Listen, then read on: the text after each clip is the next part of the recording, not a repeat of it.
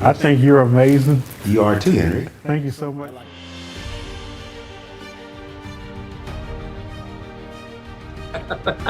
Well, Perry, you are awesome. Thank you, brother.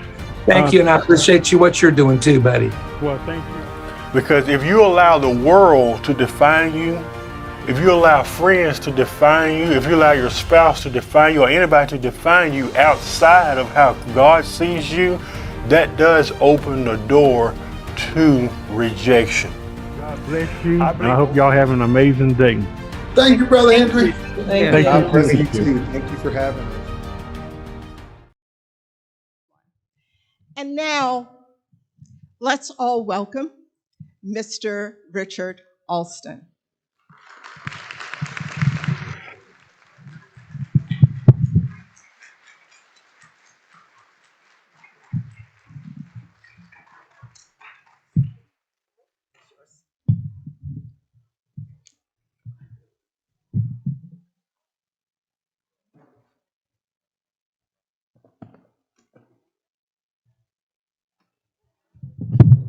Good afternoon, and thank you for coming out. I'm very, very happy to share some information and some stories about the music that's on the program. Behind every black note that's in the score, there's usually a story behind it, a backstory. And so that's what I want to share with you today, the backstories and some of this music. I want to start with sharing with you a backstory of that video that you saw playing. I went to the Brevard Music Festival 3 summers when I was in high school. My teacher was on the faculty, and they had a concerto competition.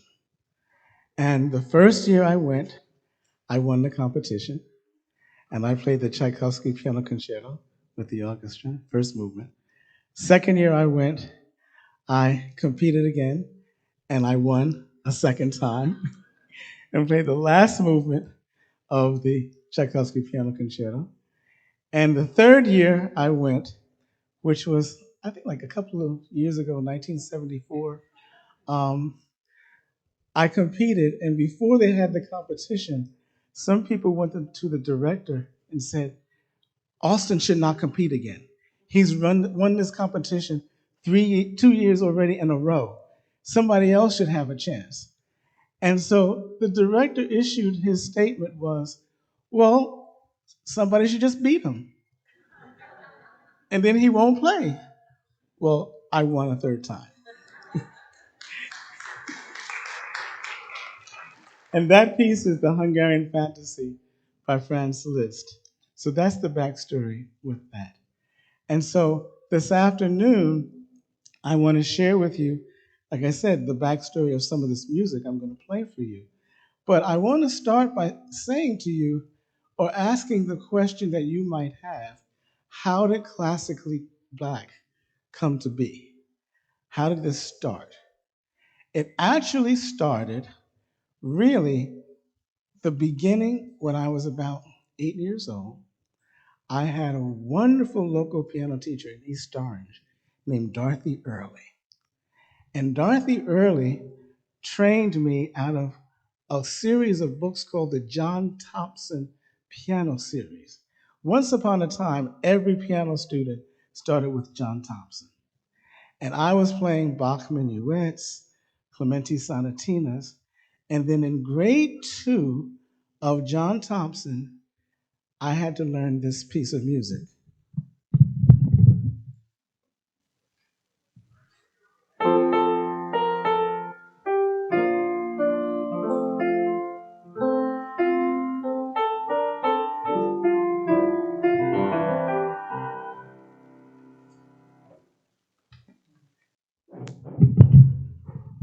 Does anyone know the name of that piece? It's called Carry Me Back to Old Virginia. The title wasn't really what was important.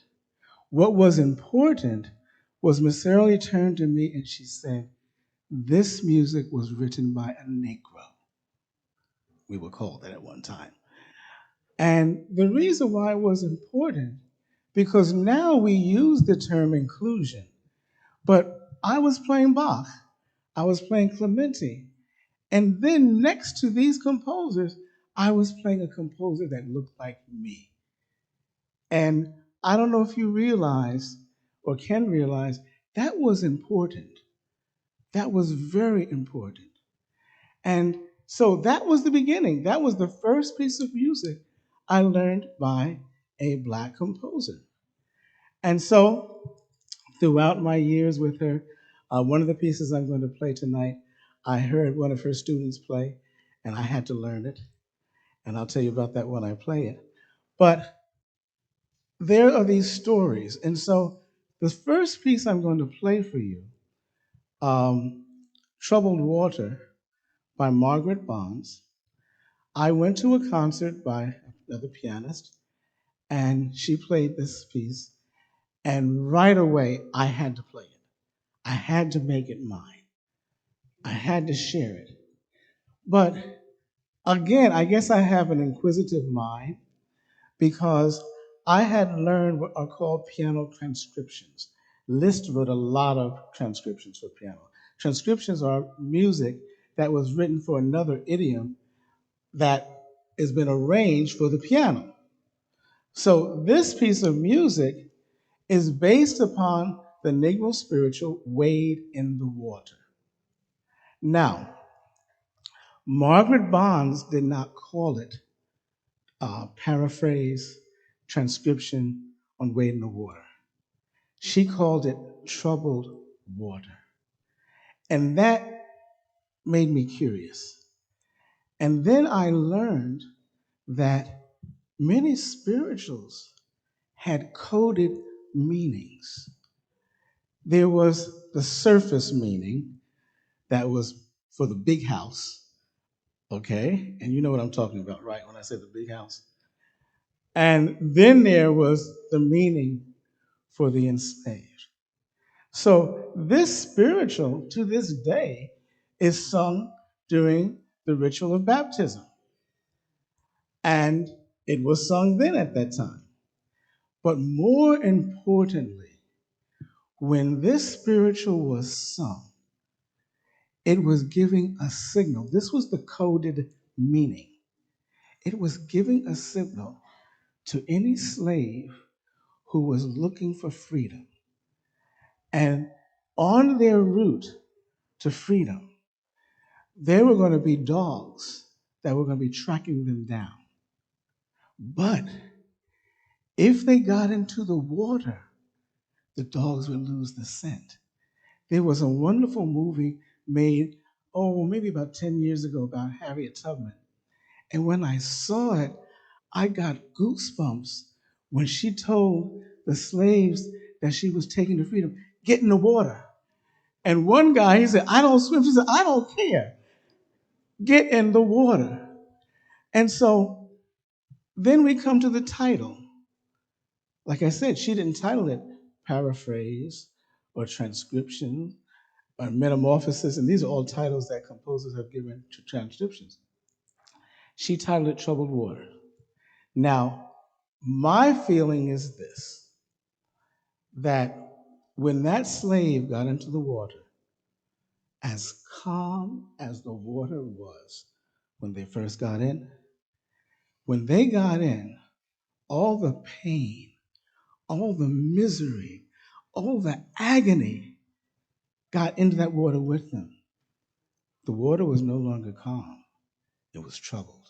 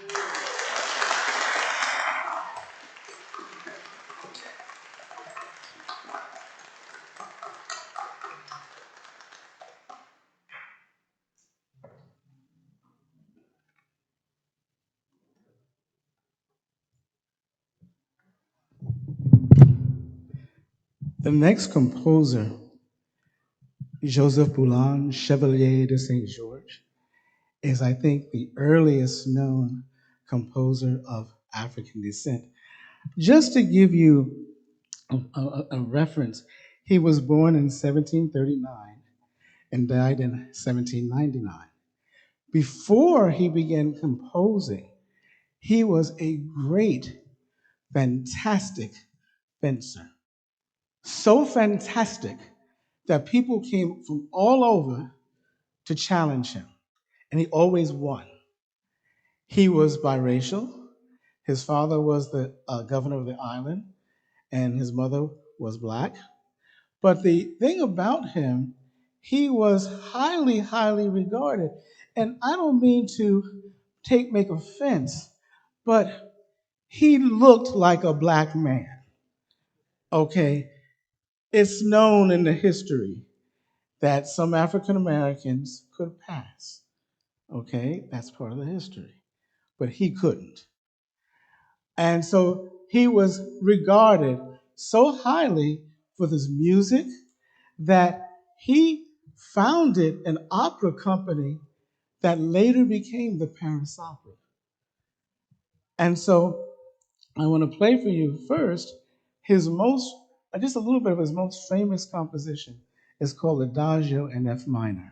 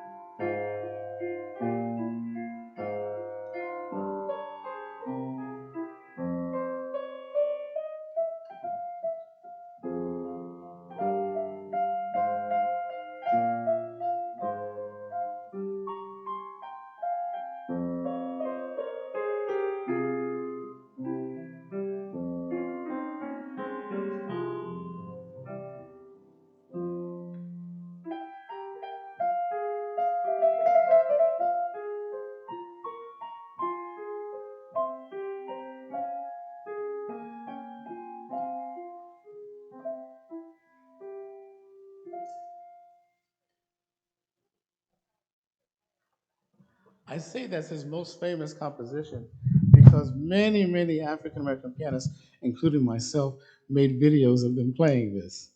But the composition that's in your program, this is also a transcription. This was originally a movement from a string quartet that Chevalier de St. George wrote.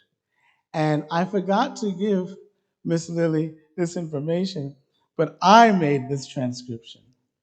And Chevalier de St. George is many times referred to as the Black Mozart. And the reason for that is they lived during the same time. Mozart was born in 1756. I don't think they ever met. Some people believe they did, because Chevalier de St. George, he would write music for the violin and have the violinist play very high up on the neck of the violin. And then come to find out, Mozart started writing pieces like that. So there was no YouTube, so Mozart couldn't see the video of him. But this is, and when you hear this, I played it for a pianist friend of mine a couple of weeks ago. And before I even said anything, he says it sounds like Mozart. So I'll let you be the judge. But it's not, it's Chevalier de St. George.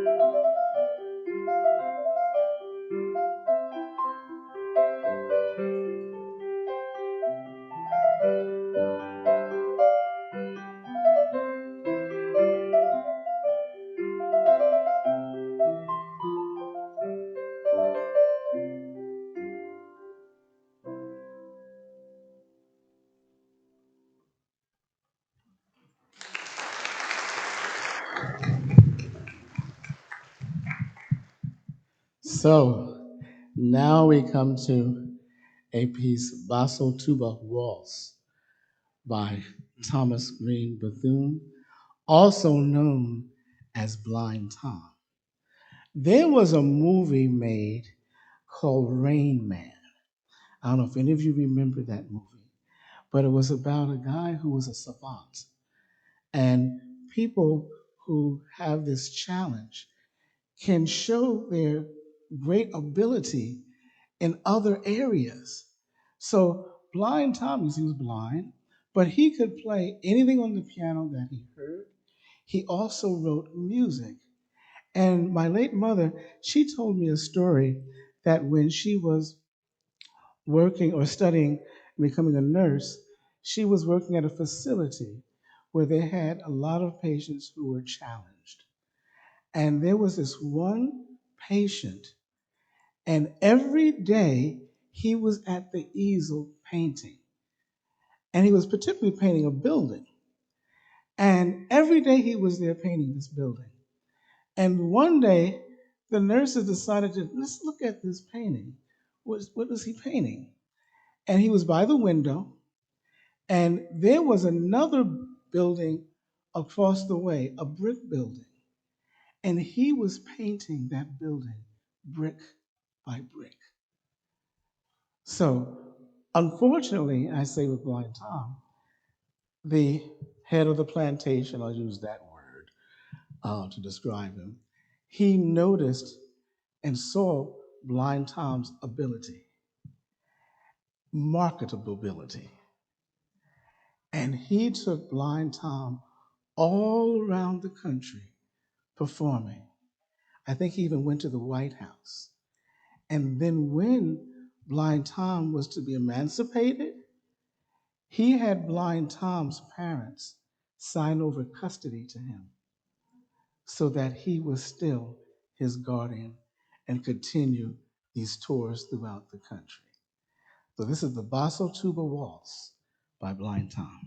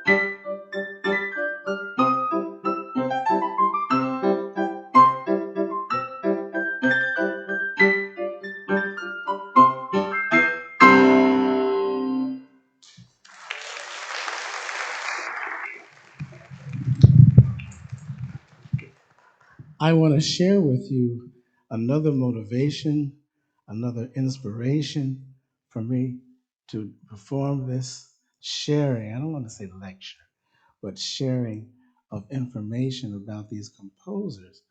And that is the fact that now, thanks to a woman named Florence Price, who is composing the last piece I'm going to play, there wasn't any talk about composers of African descent.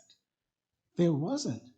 We were there in great numbers, but no one was talking about it. And to show you to the extent,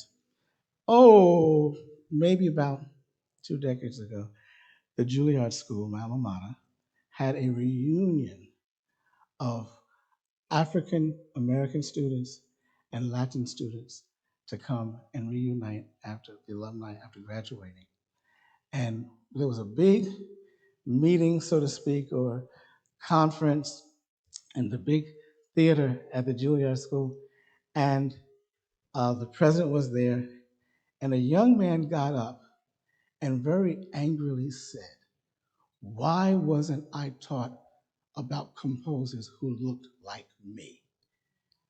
And the president, all he could say was, "Oh, well, we're going to look into this, and it's not going to be the case." And I guess you could call me a busybody, because I was in the audience, and I was teaching Black music history first at Rutgers University in Newark. And I stood up and I said, "Excuse me." I said, "My name is Richard Alston, class of 1981. I teach Black music history, and I use the music of Black Americans by Eileen Southern, and I will donate 3 copies to the Juilliard School, my alma mater. So you have it now in your library. And the professor said, you don't have to do that. I said, yes, I do. He said, we can buy it. I said, no, you can still buy it, but I'm going to donate some copies to the school. And so this is why, for example, I was teaching music appreciation at Rutgers first. And sometimes I would say to my students, oh, this is a rag by Scott Joplin. And they would say, who? Who's that? And I said, okay. And then another class I might have mentioned a wonderful, wonderful operatic singer named Leontine Price. And they said, oh, she's an R&B singer? I said, no, no, she's an opera singer, okay? And so I was asked by the head of the department to create a course that taught the music of Black Americans. That was one of the inspirations. The other inspiration for the title actually came from, in 1997, I met a woman who was a television producer for PBS. And she had heard about me through her father, because her father was a great oboist Black man who played with the Symphony of the New World, who I made my debut with. And she said, I'd like to, I said, I know you play these Black composers, and I'd like to talk to you about producing an hour-long documentary on these composers and instrumentalists, Black instrumentalists. And I said, well, when she first asked me, to be honest with you, I sort of cringed because I had just gotten the call from Paul Freeman to start working on my CD. And what happened with that was we talked, we were going to make a CD in the spring of that year. It was already around June, July. And I said, great. And I said, I want to record something that's never been recorded before, the Rinsky Piano Concerto. He said, fine. A week later, and I spoke to the producer of the record company, everything was set. He called me back and he said, we have a problem. I had reserved studio time the week of Thanksgiving, and that person pulled out. Can you be ready for Thanksgiving recording? And it was July.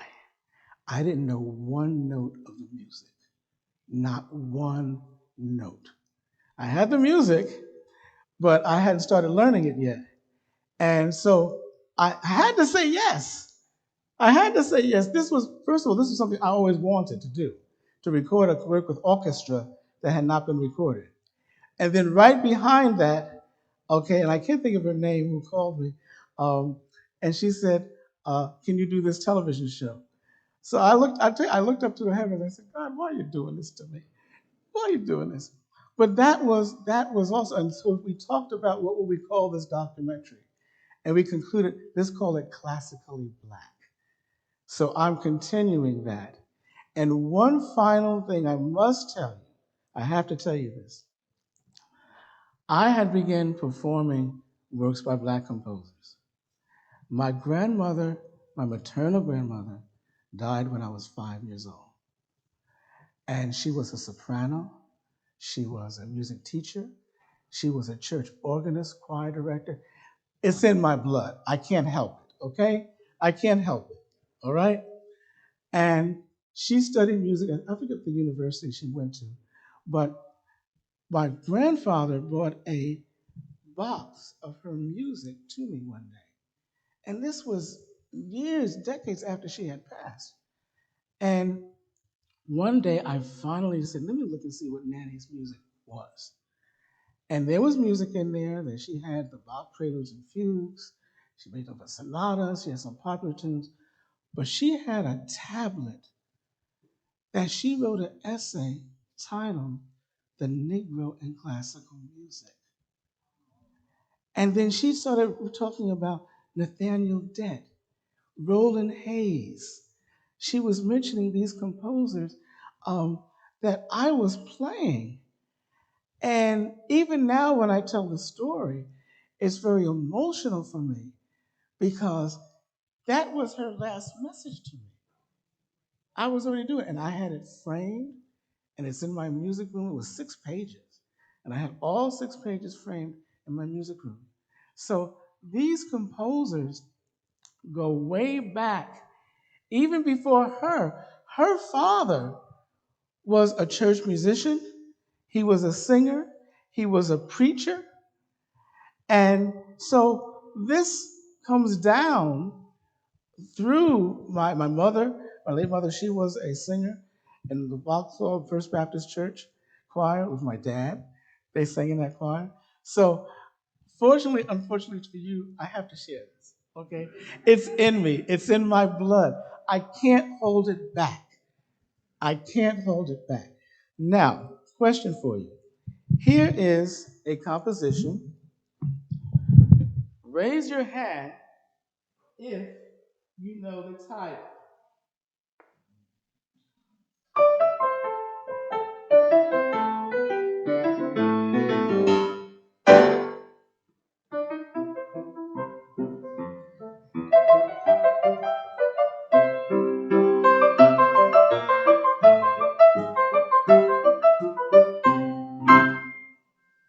Anyone know the title? Yes. Yes. The Entertainer. Now, does anyone know who composed it? Lady in the back, I heard up here. Who's in the back there? Who composed it? Yes. Now, this is a harder question. Does anyone know why you all know this piece? Okay, wait. This lady was first. What was the movie? All right. Are you a music student? Didn't he answer the right here? Didn't you raise your hand? Did you know that answer? Okay, so you didn't know where. But the gentleman back there, okay, that was why you won't know it, because of that movie called The Sting. Before that movie, no one really knew of Scott Joplin. He wrote what are called rags. I'm going to play you one of his most famous. But then, I don't think anybody knows this, but if somebody does, you're going to really blow me away. Where did the term rag come from?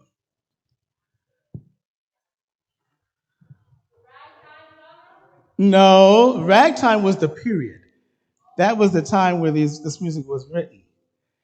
The term rag comes from the syncopation of the music. So I'm throwing out a $5 word at you. Remember this guy, okay? Syncopation is when you accent a beat that's normally not accented. If we're in 4/4 time, the first beat is the strong beat. The third beat is the weak beat. So you have 1, 1, 2, 2, 1, 2, 3, 4, 1, 2, 3, 1, 2, 3. Syncopation occurs when you accent something other than that first or third beat. 1, 2, 4, 1, 2, 3, 1. So when people heard this, their first reaction was the rhythm's ragged. Something's wrong. The rhythm's ragged. And therefore we have the term rag. And he wrote many rags, many rags. And he wasn't the only one. I'm not going to play one today, but there are many female composers who wrote rags. This is another thing that's not talked about. And I've done a concert. Maybe I'll come back, Miss Lily, and do a concert of female composers, because people don't realize. Do you know, or you don't know, I'm going to tell you. In my church, and I've always done this, the month of February is Black History Month. What is the month of March? Every Sunday in March in a church that I am minister of music, we sing hymns written by women, and only women. And there are many of them. Look up Blessed Assurance. See who wrote that. Okay? But, it's not, and in my what do you call it? St. Mark's was the Episcopalian Church. We have a hymn book, 1982, that they put out. There's not one female composer of a hymn in that hymn book. And I have to be honest and say, I don't think that's an accident. I don't think it's an accident. So maybe I'll come back in March, and if I do come back and do it, I'm not just going to play the hymns. You're going to sing with me. Okay, this was Scott Joplin's most famous rag.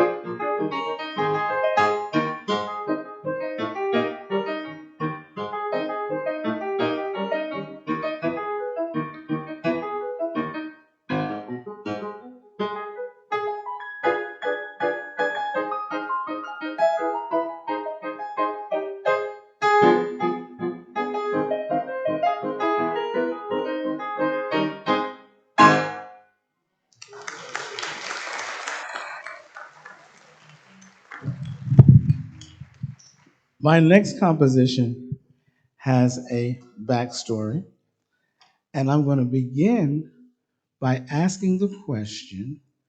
Um, I was going to play a little bit of the tune, but I'm going to just go ahead and ask you, who wrote the song Take the A Train? Ah, wait a minute. You get the point, but I have to say, who did you say? Duke Ellington did not write it. No, this lady was right. Say it again. Billy Strayhorn wrote it. Billy Strayhorn was responsible for a lot of Duke Ellington's hits. A lot of Duke Ellington's hits. And Billy Strayhorn was a person, he was basically a quiet guy. And Duke Ellington really took advantage of Billy Strayhorn. But let me say this, the Take the A Train, how it came to be was Billy Strayhorn had heard of Duke Ellington, and it was his dream to meet him. And he called Duke Ellington and said, okay, I will come and meet with you and talk with you and play with you and everything. How do I get to your brownstone? And Duke Ellington's response was take the A train. But Billy Strayhorn wrote the piece and didn't think it was any good and threw it in the trash. His sister pulled it out of the trash and said, wait a minute, this piece is special. And I want you to take it to Duke Ellington.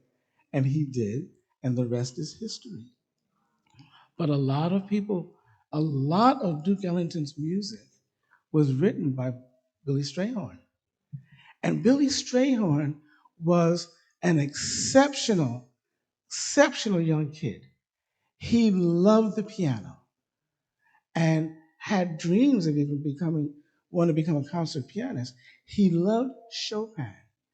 He was so brilliant that he went to the high school in New York, I forget the name of the high school, but every year they gave a musical, and for 3 years he wrote all the music, 15 or 16. The piece I'm going to play for you is titled Valse, Valse. And the reason he called it Valse, because he loved the valses of Chopin. and he was paying homage to Chopin by writers. He was only 15 when he wrote this piece.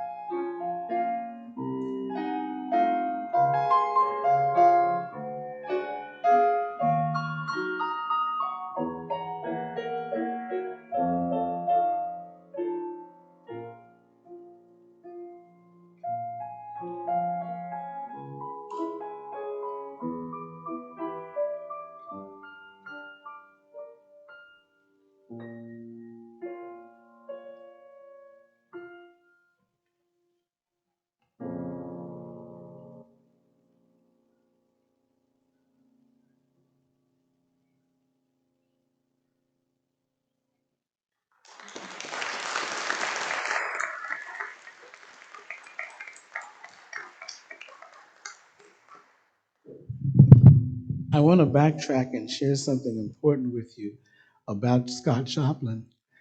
In addition to writing The Rags, Scott Joplin wrote an opera called Tremonisha. Tremonisha. And I won't go into all of the plot. You can go on YouTube and watch scenes from it. But he wrote this opera because there were many people who believe in superstitious stories. And there's a whole community of people who believed in all of these superstitions.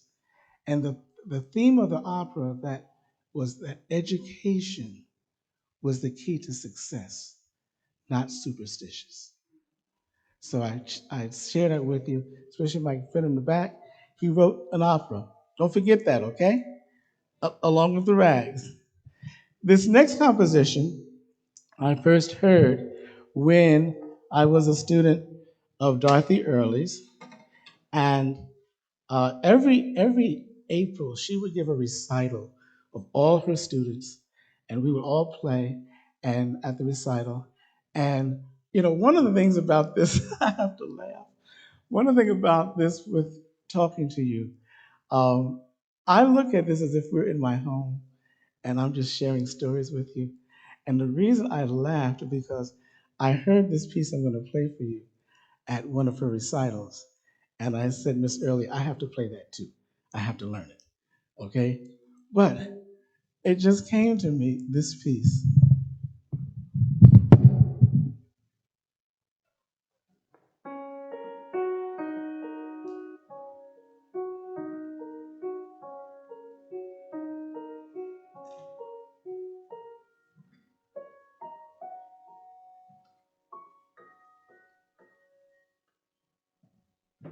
That was my first recital piece when I was 5 years old.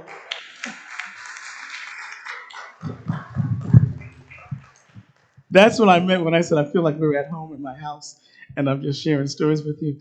I had no plans of playing that for you. I had no plans. But when I mentioned the recital, it came to mind. And I had to go back in time. I hope you didn't mind that. But this next composition, Juba Dance, is from a suite. Our Nathaniel Det wrote many suites, several suites for piano. And this suite is titled In the Bottoms. And what he's referring to is the river bottoms in the South. Now, this particular composition is called Yuba Dance because when you listen to it, you're going to hear this rhythm in the left hand.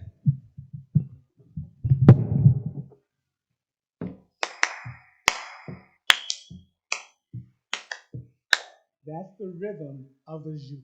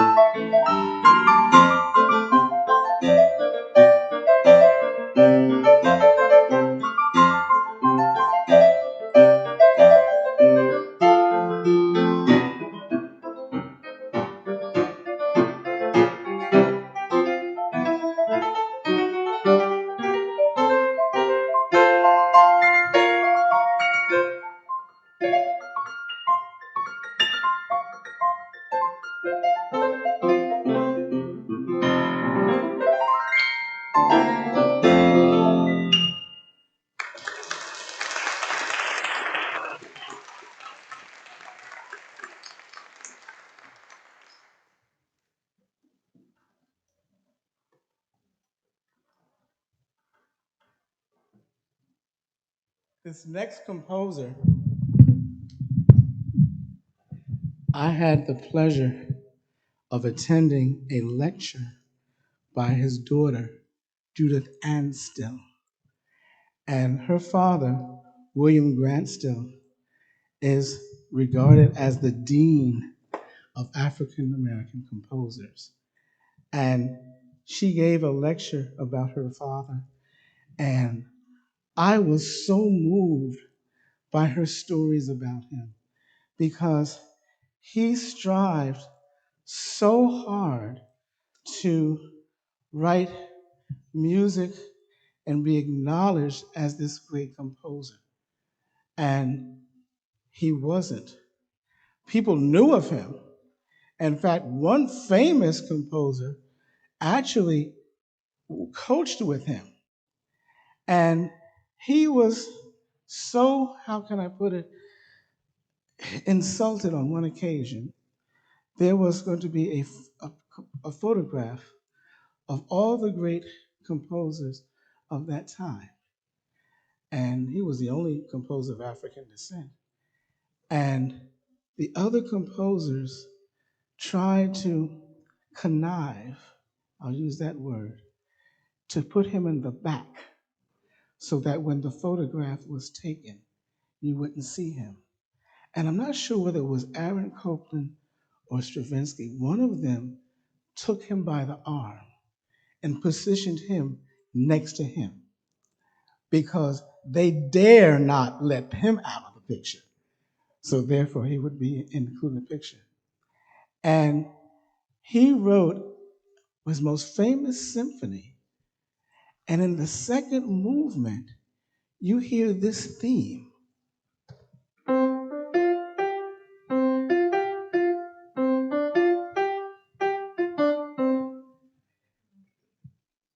That composer worked with William Grant Still.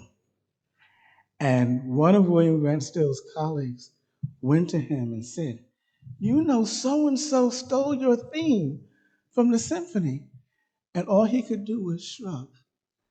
And if you don't know the name of that tune I played on the piano, see me afterwards. It's a great American composer, who took that theme from William Grant Still, and his daughter told that story also. So we come to Summerland. And in the latter part of William Grant Still's life, he began going into the schools and talking to children about music and music he wrote, but just music in general, because he felt that if there was going to be any hope of ending this biasness, it was with the children. And that's why he went to them.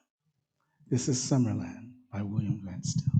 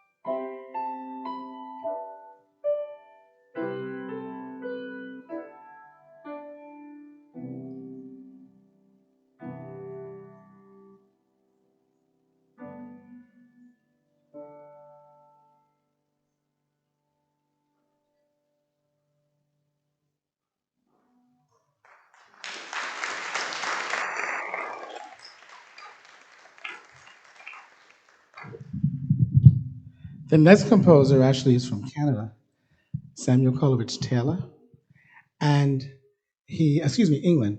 And he wrote many great piano pieces, but when he was at the beginning of his career, he wrote this tremendous choral piece called Hiawatha's Feast. And he didn't think much of it, but he took it to a publisher, and the publisher said, "Oh, okay, we'll publish it for you, but okay, but when you publish something with our company, we take all the rights to it." And so he said, "But we'll pay you for it." And they gave him a small amount of money. Hiawatha's Feast became the #1 choral piece selling by any of the publishers. Unfortunately, he didn't get any of the money because he sold the rights away.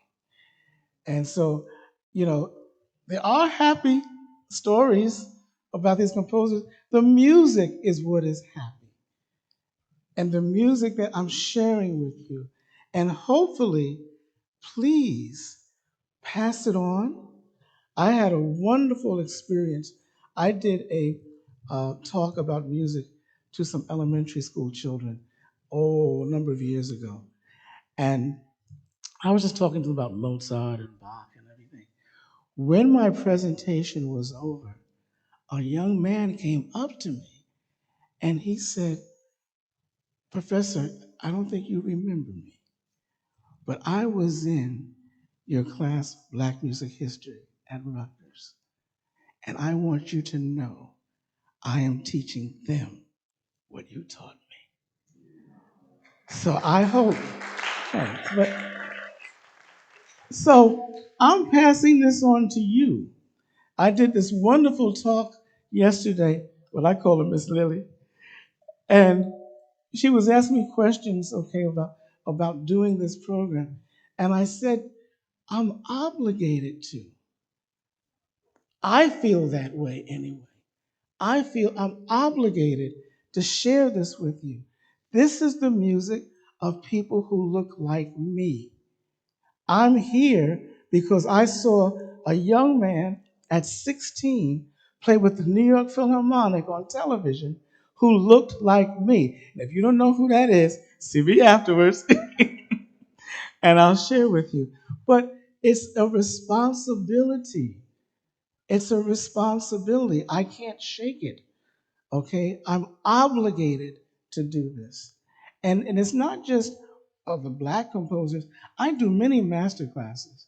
And I did a master class, and a wonderful Korean young lady played for me, a beautiful pianist, young pianist. And after she played this piece by Liszt, I said to her, "Okay, what Korean composers do you play?" And she looked at me like I had 3 eyes. And I said, "Don't Koreans compose classical music?" And she said, "Yes." I said, "Then why aren't you playing them?" I said, "You have to play the music of your people. You have to. Who are you waiting for to do it? Nobody else might do it. So they just go unheard of, like some of these Black composers. So that's why I'm here." Bambula, Samuel Coleridge Taylor.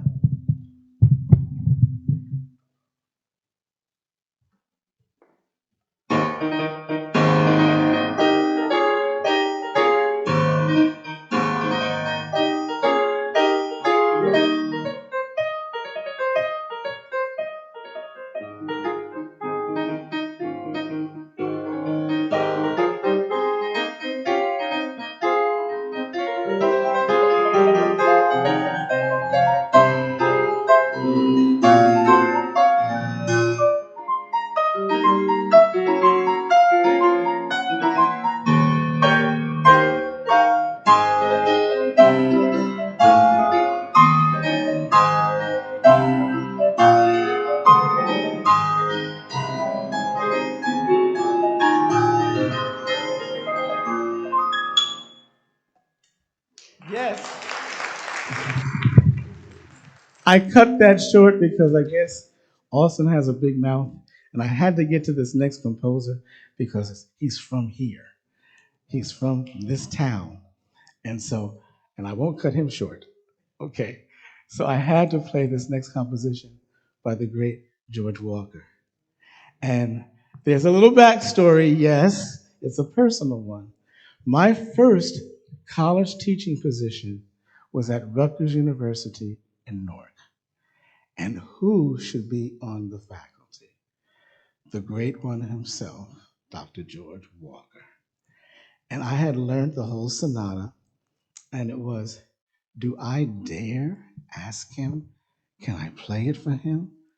Do I dare? I mean, there's an Italian saying, into the mouth of the wolf, that people say before you do a concert. And do I dare put my head in the mouth of the wolf? But I thought about it that any musician, if they had the opportunity to play for Beethoven, if they had the opportunity to play for Tchaikovsky, they would have jumped at the chance. And so he was right in my own back. I was right in his backyard. I was just the adjunct. He was the great professor. And he said, sure, Richard, come and play for me anytime you want. And I played his soul sonata for me. I'm going to do the second movement for you, which is theme and variations.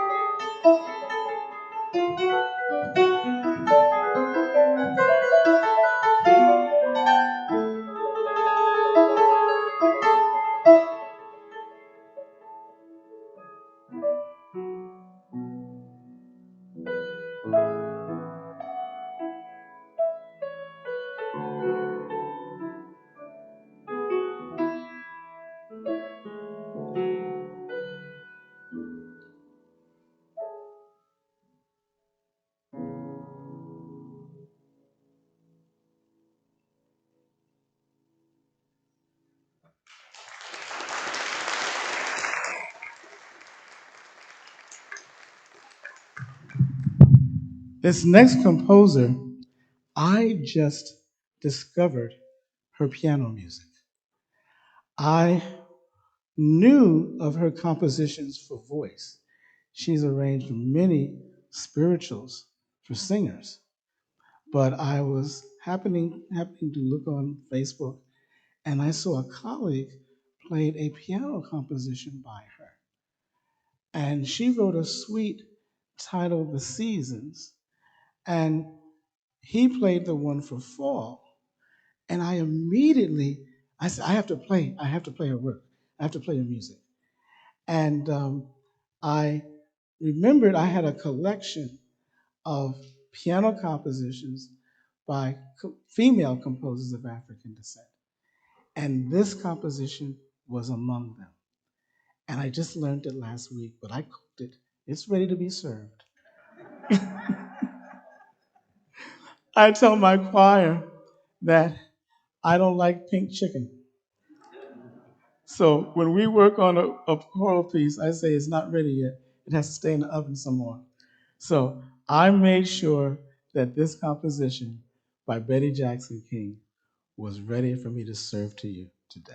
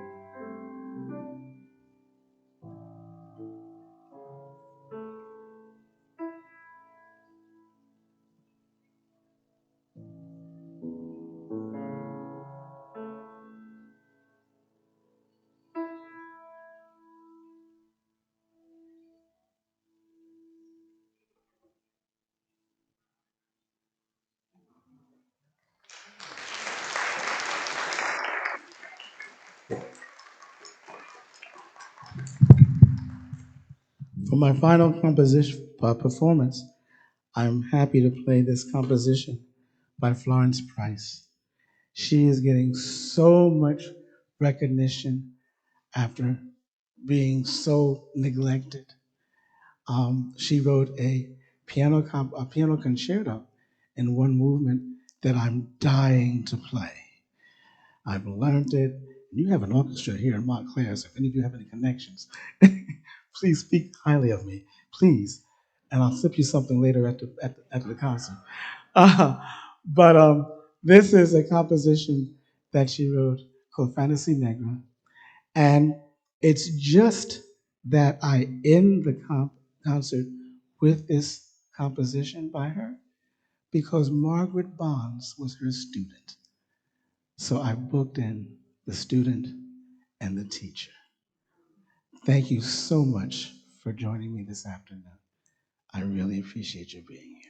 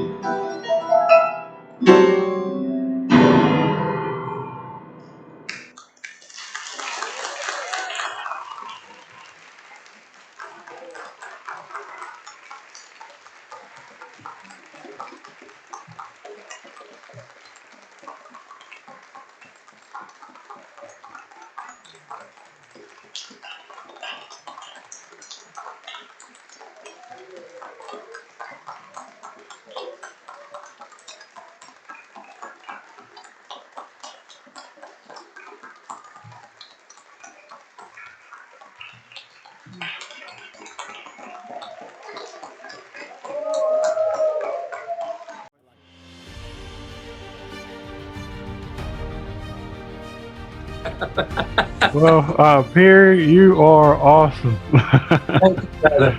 Thank you, and I appreciate you what you're doing too, buddy.